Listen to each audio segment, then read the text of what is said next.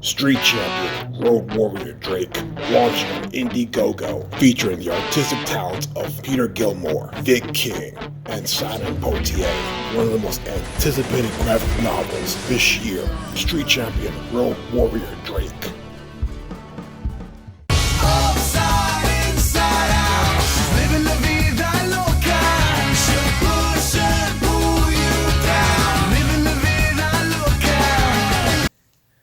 Well, hello everybody, this is yours truly, Alberto Martinez, CEO of Allowed Matt Film and Comics, writer, author, illustrator of Street Champion Roadwarrior Drake, my first graphic novel, currently on InDemand on Indiegogo. You can also check out my Teespring link in the description. I have Roadwarrior Drake now on cell phone covers and hoodies, sweaters, tank tops, tote bags. Yes, so the link is going to be in the description. So get on those and help a brother out. So if you've been watching my last few videos, I've been all up on Comicsgate and all that stuff. Well, trying to stay away from a little bit of that now, because now it's become a shit show and I feel like it's detrimental to my creativity. Still associate with some of my Comicsgate brethren, and even people that are critical of Comicsgate, or the anti-CG crowd, if you want to call them. I've been interacting with some of them, and getting to know them individually, and I now judge people individually and not lumping them in a group and what have you. So I'm just trying to have fun these days, and one of the ways I'm going to have fun is going back to doing a series of videos I used to do back on my YouTube channel here, going back to as far as 2011, I think, or 2012 it was. I used to have a series called Old versus New, and I would take toys that two toys of the same character and compare them and talk about them, and show the progression of how it's made, and how far it's come, size differences and all that stuff. And I figured it was a fun series, and I used to get a lot of views on those, so I figured I would get back into that and get back into tchotchke, as they call it. So now, if you've seen my earlier videos, I did a video on this guy here, the Neca Biollante 89 Bio-Goji figure, and I did a general comparison of this guy with all the other NECAs in that line. But I figure in this particular video, I will expound more on the craftsmanship of this guy, and compare him with the other Heisei Godzilla figure from the NECA line, which is the Spacegodzilla 94 figure. I think I go more into depth than that, and show NECA's progression in its sculpting, and how far they've come, and figured it'd be fun to do. So without further ado, here we go. So we'll start with the feet, and as you can see, obviously the Biollante feet are more sculpted, more detailed. The nails are painted more peach color as opposed to the blue of the Heisei Space Godzilla figure. You can see that there's more sculpting detail in the kneecaps here on the Bio-Goji, whereas in the Space Godzilla figure it's very streamlined, very smooth, not much outward sculpted detail. It's slightly there, but not as pronounced as it is in the Bio-Goji figure. The sizes are kind of similar in the feet, but you can see that in the Bio-Goji figure, it's a lot more stockier, a lot more thicker, it's more definitions. It's a bit more streamlined in the Space Godzilla figure, and the legs aren't as stocky. You can see the difference in the sculpting, and the detail is definitely more existent in the Bio-Goji figure as opposed to the Space Godzilla figure. You can see in the chest plates on both. Obviously, again, it's more pronounced in the Bio-Goji as opposed to the Space Godzilla figure. It's a little more smoother, streamlined, but here more pronunciation in the depth of the skin texture. So in the Bio-Goji suit, you can see that the arms are closer to the body here. That's how it is in the actual film.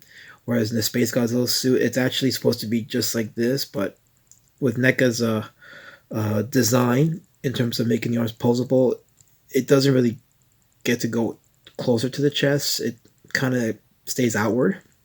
So, I know when I purchased this figure, one of my main complaints was the inability to keep the arm at a reasonable appearance. It would always look weird whenever it was positioned or posed. So that was one of my main gripes about this particular figure. So This is probably as reasonable as I can get the arm to look, but not as close as it will look in the movie. Actually, the Monster Arts version of this figure fixed that problem because it was the posability was a bit more reasonable. Uh, but NECA, of course, fixed that problem with their Bio-Goji figure. So now the arms look closer to how they looked in the film. You can look at the heads and we'll start with the heads first, and then we'll go down to the dorsal fins. Um, Again, you get better detail on the head of the Neca Biollante Goji. Um, More detail in the eyes and the pronunciation of the cowl and the nose and the neck as well. Here in the Space Godzilla figure, some detail, but you can see the head is a little smaller. Um, Again, the skin texture all over smooth, not pronounced, not well detailed as it is in the Bio-Goji figure. As far as the mouth's opening, the mouth opens a little better on the Bio-Goji than it does on the Space Godzilla figure. One thing I will say though with the NECA figures is they've had better control of how the mouths open as opposed to the Monster Arts. I have a '64 Godzilla Monster Arts figure, and when I opened that sucker's mouth, the lower jaw just snapped right off. It was like, ugh. So I had to glue it back on, and not able to open it. It's a minor gripe that I have, but that's one thing about the Monster Arts is that the material they used is very frail, fragile. I almost don't even play with them because of that. NECA's material that they use to sculpt their figures, in my opinion, is a lot better than Monster Arts. But we could discuss that another day. Dorsal fins, in line with the Bio-Goji King Goji design. The top dorsal fin is the biggest one, and then it kind of descends in height, going down all the way to the tail. In the Space Godzilla figure, the biggest dorsal fin is in the middle. So that is accurate to the film version, but in terms of the painting and the sculpting, the dorsal fin on the Bio-Goji is a lot harder, but it is well detailed and well painted. It is rubbery on the Space Godzilla figure. I actually prefer the rubberiness of the Space Godzilla figure over the Bio-Goji. I kind of wish that NECA kind of kept to that, because the Space Godzilla is the only figure in their line that actually has the rubbery dorsal fin. I actually like the dorsal fin on the Space Godzilla. The design, I prefer the Bio-Goji, but as far as like the sculpt, the design, not design, the material that was used to make the dorsal fins, yeah, I lean towards the Space Godzilla. But I think if Bio-Goji had that same texture, it would be like a home run kind of. I want to touch again on the heads of the two figures. You can see that again the the beginning of the dorsal fins on the top of his head are more pronounced. Excuse me. The eyes are a bit more detailed. Now, I had an issue with the eyes, and I talked about that in the original review of this figure. I know someone had mentioned to me that the eyes were actually closer to the animatronic puppet that was used for close-ups of his head. That eye is actually designed in a similar fashion, so you can make an argument that it was a homage to that, but it doesn't work on this particular design. So I kind of wish they stuck to the eye design of the Bio-Goji suit and not the animatronic head prop. Minor gripe though, but yeah. So you can see the design of the Bio-Goji head closely matches the film of that it was based on, and it's got the two rows of two rows of teeth that actually made this design stand out. Oh yeah, so you can see that the inside of the mouth's a bit more detailed from the Bio-Goji. So it's a lot shinier. You can, if you look even further in, there's some detailing on the roof of the mouth there. So it's again, NECA really did pretty good with the sculpting on this guy. With the Space Godzilla design, standard design on the tongue. The heads on both of these figures very different in terms of size. The Bio-Goji is slightly bigger than the Space Godzilla figure. More detail. And then as far as the posability, I think the Space Godzilla figure is slightly easier to pose. There's not much worry about breaking off the the joints. That's one of the things I have an issue with NECA is that fear that you'll snap off a joint or two. That happened with one of my Gremlins figures, which I fixed, but I was very upset about that. I'll talk about that in another video, but yes, they recommend take a hair dryer and aim it at the joints so that the the posability becomes a lot easier. You can do it without breaking off the joints. So that's a suggestion. Now, one of the main areas where the Bio-Goji figure really stands out from the Space Godzilla figure is the length of the tail. As you can see, it's no contest. The tail length on the Bio-Goji clearly is a lot longer than the one in the Space Godzilla figure, and I think it was because of the toy the safety designs. They had to keep it at a certain length for safety purposes. I'm just guessing, but there's no question that the Bio-Goji tail length is a lot longer and more closer to the film, and the design of it is definitely a lot more closer. It's a lot better looking. You can see that it has a natural curve and it ends like at a natural point. It allows for more dorsal fins, whereas in the Space Godzilla suit design, it's a lot thinner. Ends at a point, but it's very short. It doesn't feel naturally in proportion with the body. So if you look at it, it just seems like it just cuts off shorter. If you go by the scientific hypothesis that the tail length is what helped balance, dinosaurs, especially the bipedal dinosaurs. In reality, this Godzilla would have trouble walking, and because the tail length would not be balanced enough because it's not long enough. But you wouldn't have that problem here with this NECA here, with the Bio-Goji figure here, because it's got an adequate tail length, and it looks like it has enough power in it to help balance Godzilla's weight. So yeah, the tail length on the Bio-Goji clearly is heading away better on the Bio-Goji than on the Space Godzilla suit. So again, we look at the dorsal fin from behind. Again, I prefer the texture of the Space Godzilla dorsal fins over the Bio-Goji, but both of them look decent from behind. I think the slight edge goes to the Bio-Goji in terms of how it actually looks. Again, it's more pronounced. It's more, in my opinion, more imposing than on the Space Godzilla suit designed by NECA here. Also, the arms. Again, the arms, they look closer to the films when it was designed to have the arms, closer to the chest. Here with the Space Godzilla, it stands out. It's outward. There's no way you can pose the arms to make it look like this. Again, that was one of my main gripes about this figure is it's very limited in how you can actually pose the arms. It just looks very clunky and weird. So, the shoulders here on the Bio-Goji look masculine and pronounced.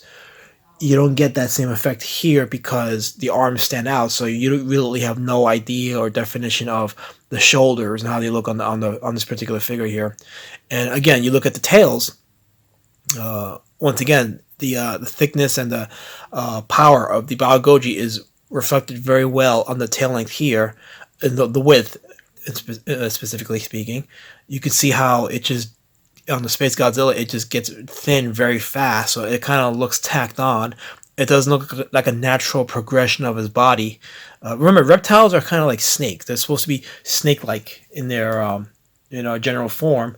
So you can get the impression on the Bio-Goji that, yeah, this is a snake with arms and legs on it.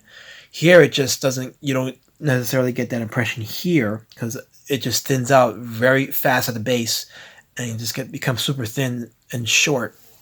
So it's very disproportionate to the rest of the body here. But NECA really took care of that and stuck closer to the films and gave us a proper tail balance with their Bio-Goji. And that about sums up my old versus new review of the old Heisei Neca Godzilla versus the new Heisei Neca Godzilla. Oddly enough, their original Heisei figure was a newer Godzilla, and their newer figure was from an older Godzilla. But this I stated this in my my initial review of this particular figure. This was one of the two figures that I wanted NECA to make. The other one was the 1962 King Goji figure, which they made, which I absolutely love. They knocked those two figures out the ballpark, in my opinion, so I'm very glad. Sad that NECA's license for Godzilla is now expired, but they went out on top, in my opinion, and gave us two of the best figures in the market, in my opinion. The King Goji figure, and now this the Bio-Goji figure. There's some limitations, and I talked about it in my other video, but still, this video is more about the comparison of these two figures. But they represent a very unique history in the American Godzilla product history, if you would call it that, in terms of toy making and products. The American market has brought out some very dubious and subpar products in the Godzilla, Godzilla product line.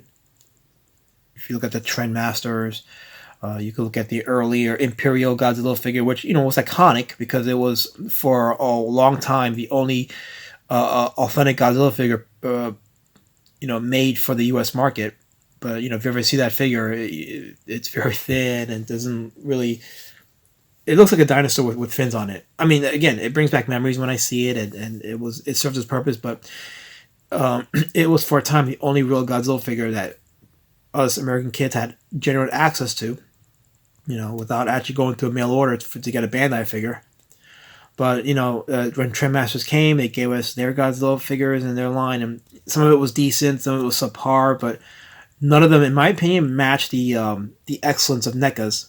We have it right here, NECA's Godzilla toy line, and I kind of wish they would expand it and made some of the other monsters in the Toho line, but alas, that's not going to happen. I guess I'm a little bummed out about that, but it's a minor gripe that I have. But again, they go out on top. They gave us two of the best figures, the Bio-Goji and the King Goji, and as you can see, with the comparison of the Heisei figures here, that NECA really went and did a progression in terms of their quality and sculpting and presentation. And I think if they were given an extended license and allowed to make not just more Godzilla more Godzilla figures, but also figures of the monsters in the Toho line, it would be an excellent, probably one of the most well-regarded toy lines in the entire globe. Not just because of the sculpting, but because of the pricing. NECA at its best is probably not going to be as good as Monster Arts, but for their price and the texture and the material they use to make their figures, it's, in my opinion, very, very comparable. And I think it's probably a better buy. $25 or even $30 for these figures versus the $100 that they're asking for the Monster Arts. Everybody has their preference, but I stated mine. But anyway, guys, thanks for watching the video. I'll be doing more of these. I got a lot of other old versus new that I have planned for. So definitely check out this channel and check out my channel for updates on the Roadwarrior Drake graphic novel, as well as updated news on potential films that I'll be working on down the road. So very busy, trying to keep myself afloat and trying to give you guys some good entertainment and good video for you guys to watch. So this is yours truly, Alberto Martinez, and I will see you guys soon. Have a great rest of your day, folks.